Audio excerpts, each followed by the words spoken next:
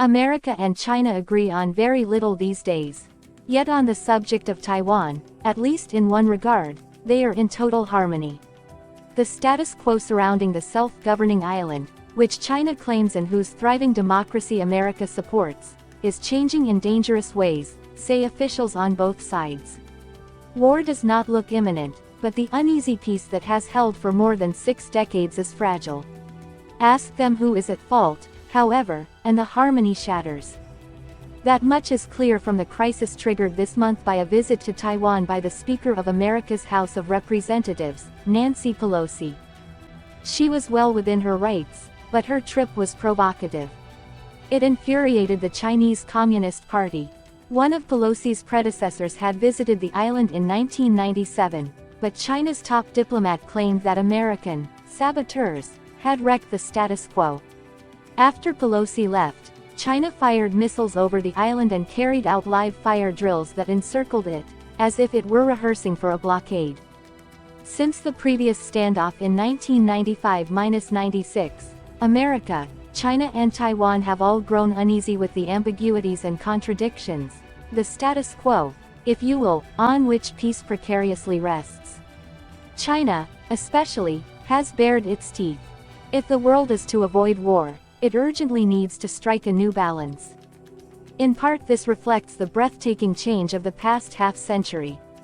Taiwan has blossomed from a military dictatorship into a prosperous, liberal democracy of 24 million people, nearly all of them Han Chinese. Its citizens are more than twice as rich as mainlanders. Their success is an implicit rebuke to China's autocratic regime, and an obvious reason for them to resist being governed from Beijing. Lin Jian, AP. In this photo provided by China's Xinhua news agency, a People's Liberation Army member is seen in a military exercise as Taiwan's frigate is seen at the rear. On Wednesday, China reaffirmed its threat to use military force to bring self-governing Taiwan under its control. China warning. Taiwan independence attempts doomed to fail. China, ready to use all necessary means to reunify Taiwan with motherland. Biden set to meet Pacific leaders in Washington amid China tensions. U.S. has been strengthening support for Taiwan. Now it needs to ease tensions with China. China keeps up pressure on Taiwan with fourth day of military exercises after Pelosi's trip. China halts cooperation with U.S. on climate. Military issues over Pelosi Taiwan visit. Why China wants to take control of Taiwan, and why New Zealand should care if the U.S. went to war with China. Who would win? It depends how it starts. Taiwan's president, Tsai Ing-wen, has made no formal moves towards independence, but the island is drifting away from the mainland. China's offer of one country, two systems has looked empty since the mainland crushed civil liberties in Hong Kong, which was given the same deal. Today very few Taiwanese say they want formal independence immediately, if only because that would surely provoke an invasion. But even fewer favor prompt unification. America has changed, too. After intervening to protect Taiwan twice in the 1950s, it began to doubt that it was worth defending, but the island's democratic success and its importance as a source of semiconductors have upped the ante. Today, allies such as Japan see resolute support for Taiwan as a test of America's standing as a dominant and dependable power in the Western Pacific. America has made no formal commitment to defend Taiwan directly, adopting instead a policy of strategic ambiguity. But amid growing Sino-American rivalry, and with politicians in Washington vying to sound tough on China, there is little doubt that America would join a fight over Taiwan today. Indeed, U.S. President Joe Biden has repeatedly said as much, though each time his staff have walked back his remarks. Cheng Yingying, AP. People walk past a billboard welcoming U.S. House Speaker Nancy Pelosi, in Taipei. China has cut off climate talks with the U.S. because of Pelosi's trip to Taiwan. But no country has done more to wreck the status quo than China. Whether peace lasts is largely up to President Xi Jinping, its strongman. He gives ample grounds for pessimism.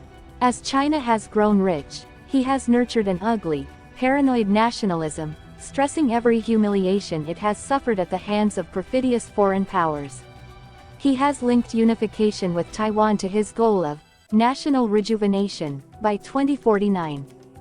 China's armed forces have been building the capacity to take the island by force. Its navy now has more ships than America's. Some generals in Washington think an invasion could occur in the next decade. Fortunately, China's actions in this crisis have been muscular but calibrated, designed to show its anger and might, while avoiding escalation. Its forces have been deployed so as not to start a war. America has sent similar signals. It postponed a routine test launch of an intercontinental ballistic missile, and Pelosi's plane took a circuitous route to Taiwan, to avoid flying over Chinese bases in the South China Sea. The danger is that China uses the crisis to set new boundaries for its encroachments into what Taiwan considers its airspace and territorial waters. It could also attempt to impose even stricter limits on the island's dealings with the rest of the world. That must not happen. The task for America and its allies is to resist these efforts without getting into a fight. America could start by re-establishing norms that held before the crisis. It should promptly resume military activities around Taiwan, for instance, including transits through the Taiwan Strait and operations in international waters that China claims as its own. It could continue to expand military exercises with allies, involving them more in contingency planning over Taiwan. Japan was irked when China fired missiles into its vicinity and has indicated that it could intervene in a war, which would greatly complicate a Chinese invasion. The aim is to persuade China that such an invasion is not worth the risk. It makes sense to use the Taiwan Policy Act (TPA), now before U.S. Congress, to provide more training and weapons to Taiwan. But Taiwan needs a better strategy based on small, mobile arms like those Ukraine has used so well, not the costly kit favored by its generals. The island should become a porcupine that would be hard for China to digest. Like Ukraine, Taiwan must also show more willingness to defend itself. Its armed forces have long been plagued by corruption, waste and scandal. Sometimes a public standoff with China makes sense. More often it causes a lot of trouble for very little gain. The G7 condemned China's missile lobbing, as did Japan and Australia. But South Korea did not, and Southeast Asian countries have been loath to take sides. Alex Brandon, AP US President Joe Biden and Wright, and China's President Xi Jinping. Even as it condemns China's aggression, the Biden administration should stress that it does not support formal independence for Taiwan. Congress should avoid symbolic moves that will bring few real benefits to the island, such as renaming Taiwan's representative office in Washington, currently in the TPA. Why not pass a trade deal instead? War is not inevitable. For all Xi's ambition, his priority is to keep a grip on power. If the invasion of Ukraine teaches one lesson, it is that even a supposedly easy victory can turn into a drawn-out struggle, with ruinous consequences at home. America and Taiwan do not have to prove that a Chinese invasion would fail, just cast enough doubt to persuade Mr. Xi to wait.